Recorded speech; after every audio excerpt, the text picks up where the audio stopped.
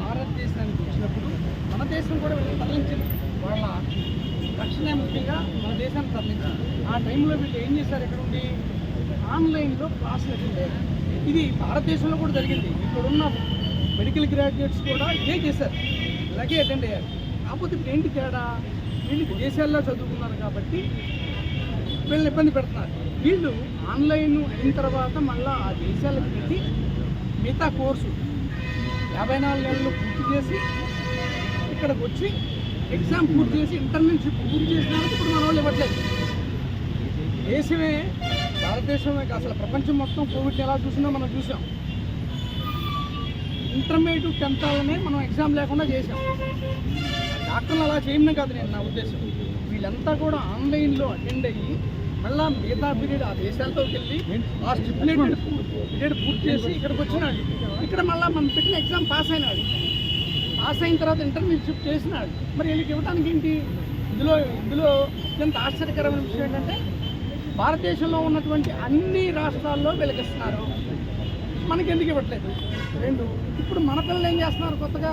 అసలు మనకెందుకు ఆంధ్రప్రదేశ్ మెడికల్ కౌన్సిల్కి పక్క రాష్ట్రాలకు వెళ్దాం, అక్కడ రిజిస్ట్రేషన్ చేసుకుందాం, అవసరమైతే అక్కడ మనం ఇంటర్న్షిప్ చేసుకుందాం అని అంటున్నారు. ఇది మన రాష్ట్ర దౌర్భాగ్యం. ఖచ్చితంగా ఏపీ మెడికల్ కౌన్సిల్ మొండి వైఖరిని విడనాడి పెద్ద మనసుతోటి ఖచ్చితంగా వీళ్ళందరికీ పర్మనెంట్ రిజిస్ట్రేషన్ ఇవ్వాల్సిందే. మీరు ఎవరో కోర్టుకి వెళ్ళారు, వాళ్ళు చేశారు, వీళ్ళు చేశారు, ఇది ఒక్క ఏపీకేనా? ఇంకెక్కడా లేదా? ఓన్లీ ఆంధ్రప్రదేశ్కేనా కోర్టు? కాదు కదా. కాబట్టి ఇట్లా చేయొద్దు. కనీసం మనం ఎలాగా మెడికల్ కాలేజీలు పెట్టిన వాటిని మనం ఎలవ్ చేయం, వైద్యం అందించాం, వైద్య విద్య లేదు, ఏమీ లేదు. కనీసం వాళ్ళ సొంత ఖర్చులతో పైకి వెళ్ళి వచ్చిన వాళ్ళకి ఆన్ పార్ విత్ మన ఇండియన్స్ చూడడానికి ఏంటి ఇబ్బంది? కాబట్టి మొండి వైఖరిని పెట్టడానికి సంబంధిత అధికారులు తక్షణమే స్పందించి వాళ్ళకి వెంటనే ఇవ్వాలి. వాళ్ళు ఎవరు? వాళ్ళు ఏమైనా విద్యార్థులా? కాదు కదా, జూనియర్ డాక్టర్లు కదా, అంతా ఇక్కడ వర్క్ చేసిన వాళ్ళు కదా, ఇంటర్న్షిప్ పూర్తి చేసిన వాళ్ళు కదా. మరి వాళ్ళ పట్ల మీ ప్రవర్తన ఏంటి? ఇది కరెక్ట్ కాదు కదా.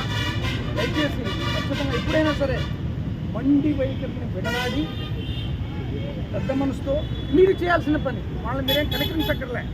మీరు చెప్పిన ప్రిస్క్రైబ్డ్ ఫామ్లోనే అన్నీ పూర్తి చేశారు కాబట్టి వాళ్ళకి ఇవ్వాలని వైఎస్ఆర్ కాంగ్రెస్ పార్టీ తరఫున డిమాండ్ చేస్తాం. Thank you.